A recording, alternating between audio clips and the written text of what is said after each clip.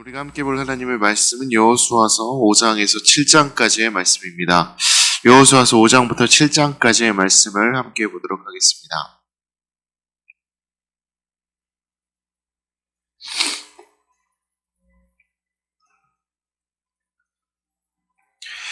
여호수아서 5장을 보면 하나님의 명령으로 이스라엘 백성이 할례를 행하는 장면이 나옵니다.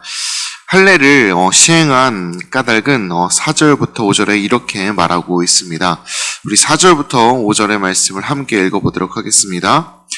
여호수아가 할례를 시행한 까닭은 이것이니 애굽에서 나온 모든 백성 중 남자 곧 모든 군사는 애굽에서 나온 후 광야길에서 죽었는데 그 나온 백성은 다 할례를 받았으나 다만 애굽에서 나온 후 광야길에서 난 자는 할례를 받지 못하였습니다. 할례는 하나님과의 언약 관계를 상징하는 표입니다.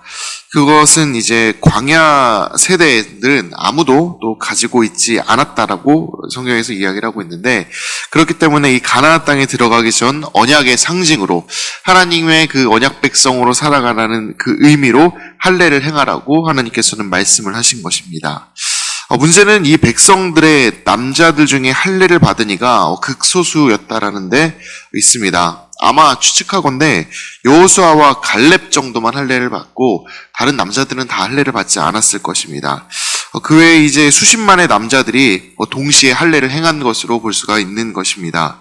이게 중대하고 또 문제가 되는 그 이유는 할례 자체에 문제가 있는 것이 아니라 할례를 받는 상황이 초래할 수 있는 위험 때문이었습니다.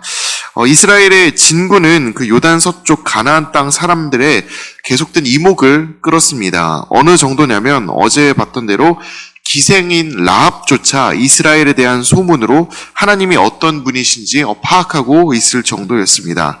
그리고 오늘 5장 1절 말씀을 봐서도 아시겠지만 이스라엘의 동태는 이 서쪽에 있는 그 왕들과 그리고 그 군사들에게 항상 그 동태가 끊임없이 파악이 되고 있습니다. 이것이 반대로 생각해 보면 이스라엘의 그 행적이 알려지게 된다면 당장에 위험에 빠질 수도 있다는 것을 의미합니다. 그럼에도 불구하고 이스라엘은 이 할례를 행함에 있어서 어떤 고민이나 그리고 그 대처를 위한 방안을 준비하는 것이 아니라 하나님이 말씀하신 그대로 모든 남자들이 할례를 행하고 있습니다. 적진 한가운데로 들어와서 진을 치고 있는데 그 자리에서 자신의 목숨을 담보로 이와 같은 일을 결단하고 행동을 했던 것이죠. 따라서 우리는 이 이스라엘의 이런 행동을 보면서 이와 같은 행동이 하나님에 대한 철저한 신뢰가 없이는 불가능한 것이다라는 결론을 내릴 수가 있겠습니다. 하나님께서 자신들을 지켜주신다는 절대적인 믿음이 이 이스라엘 백성들 전체에 가득했기 때문에 이 사람들은 두려움 없이 그리고 어떠한 방안 없이도 이 할례를 행할 수 있었던 것입니다. 우리가 이 말씀을 통해 배워야 할 것도 이 믿음의 행동이라고 할 수가 있겠습니다. 이스라엘 백성들은 적진에서 자신의 목숨이 걸린 이 위태한 상황에서도 꾀를 내거나 돌아가거나 하는 방법을 냈던 것이 아니라 하나님을 신뢰하고 하나님이 행하라 하신 일을 그대로 행하고 있습니다. 모든 일을 행함에 있어서 하나님이 우리에게 요구하시는 것도 이와 같은 강한 신뢰와 그리고 믿음이겠습니다. 하나님은 우리에게 절대적인 신뢰와 순종을 원하십니다. 이 세상이라는 적진에서 살아가고 있지만 하나님을 신뢰하고 살아가는 것, 그리고 세상이 요구하는 것과 반대로 하나님께 순종하며 살아가는 것, 이와 같은 믿음이 현재를 살아가고 있는 우리에게도 필요합니다. 그리고 이 신뢰와 순종이 우리와 하나님을 연결하는 중요한 언약의 증표입니다. 이 백성들은 몸에 이 언약의 증표를 새기기 위해 할례를 행했지만 우리는 마음에 할례를 행하는 사람들입니다. 따라서 하나님을 향한 이 신뢰와 순종의 증표를 마음에 새기고 하나님과 더불어 살아가는 귀한 언약 백성의 축복을 누릴 수 있기를 진심으로 바랍니다. 이어지는 6장을 보면 이 6장에서는 여리고 정복에 대한 기사가 나오는 것을 볼 수가 있습니다. 그리고 정복의 과정 역시도 한 단어로 설명을 할 수가 있겠습니다. 바로 순종입니다. 이 이스라엘 백성들은 성벽의 정복을 위해 하나님이 요구하신 그 일들을 그대로 행했습니다. 그리고 하나님이 요구하셨던 그 방법은 바로 조용히 성벽을 돌라는 것이었습니다. 그 어떤 행동도 필요하지 않았습니다. 하나님께서는 단지 잠잠히 그 성벽을 돌라고 말씀을 하셨습니다. 또한 여리고성에서 라합과 그 집에 있는 사람들을 제외한 모든 것을 쳐서 진멸할 것과 첫 싸움으로 얻게 된 그 모든 노획물은 모두 하나님께 바칠 것을 말씀하셨습니다. 이 전쟁 가운데 하나님께서 이스라엘 백성에게 요구하셨던 순종 두 가지는 이것입니다. 하나님께 바치기 위한 그 모든 것들을 개인이 가져가지 말 것, 그리고 하나님이 이 성벽을 무너뜨리실 거기 때문에 그 앞에서 조용히 순종하며 도는 것이었습니다. 이스라엘은 이 첫 번째 순종을 잘 해냅니다. 아무런 말 없이 정확히 여리고성을 돈 것입니다.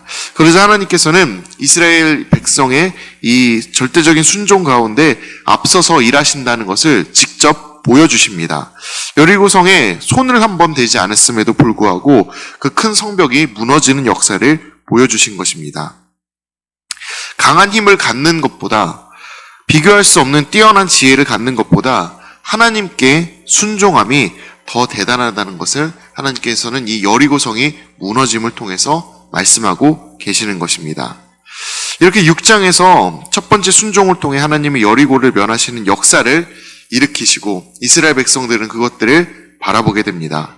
하지만 7장으로 넘어가 보게 되면 반대로 두 번째로 요구하셨던 그 순종, 그 모든 그 성읍 안에 있었던 그 사람들과 그리고 그 물건들 그리고 건물까지도 그것들을 다 쳐서 진멸할 것과 그리고 하나님께 바쳐야 될 그 노획물들을 개인이 가지지 말 것, 이 두 가지를 지키지 않는 사건이 나오게 됩니다.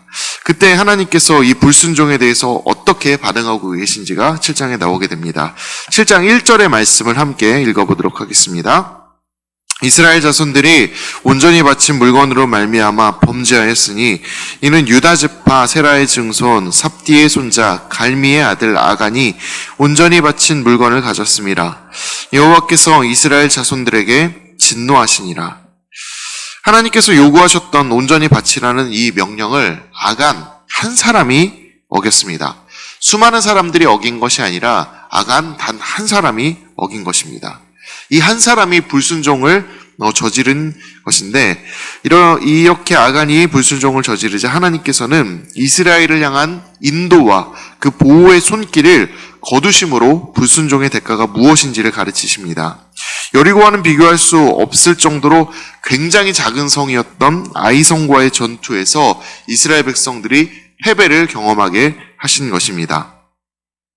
바로 이전까지 그 요단강을 가르게 하시고 그리고 여리고성을 무너지게 하셨던 그 하나님이 이 작은 성읍 아이성을 정복하려는 그 전투에서 큰 패배를 경험하게 하시고 그들 가운데 깨닫게 하신 것이죠.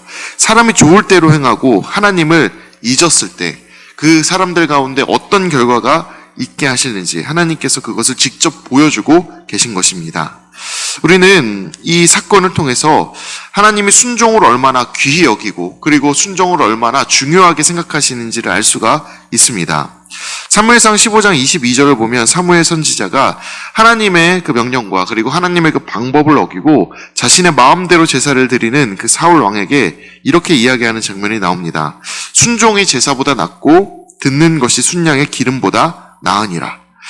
이 말씀대로 하나님을 향한 순종은 제사보다 나은 것이며 하나님의 말씀을 바르게 듣는 것은 좋은 기름을 바치는 것보다 나은 것입니다. 그만큼 하나님을 향한 순종은 중요하게 여겨야 할 대목입니다. 돌이켜보면 하나님께서는 사람들에게 언제나 순종을 요구하셨습니다. 아담과 하와를 처음 지으셨을 때부터 하나님은 선악과와 생명나무를 먹지 말라는 순종을 말씀하셨습니다.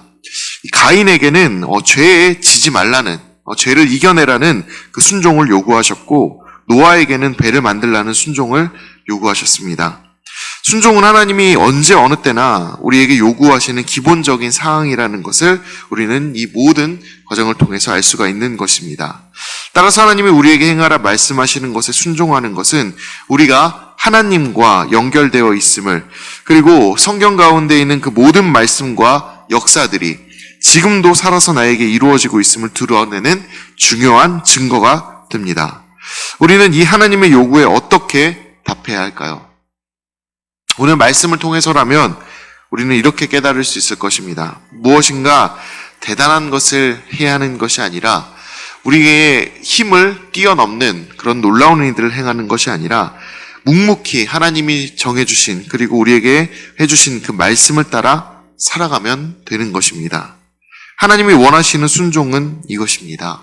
뛰어남이 아니라 묵묵히 하나님을 따르는 것입니다. 묵묵히 하나님을 따르는 그 길을 벗어나지 않고 걸어 나가는 것입니다. 지금 우리의 삶이 하나님이 원하시는 순종의 모습이 되기를 진심으로 원합니다. 묵묵히 내게 말씀하시는 그 하나님의 말씀을 하나하나 지키며 삶 가운데에서 하나님과 동행하시는 여러분의 삶이 되기를 진심으로 축복합니다. 이제 하나님의 말씀을 경청하도록 하겠습니다. 주의 말씀은 내 발의 등이요 내 길의 빛이십니다. 아멘.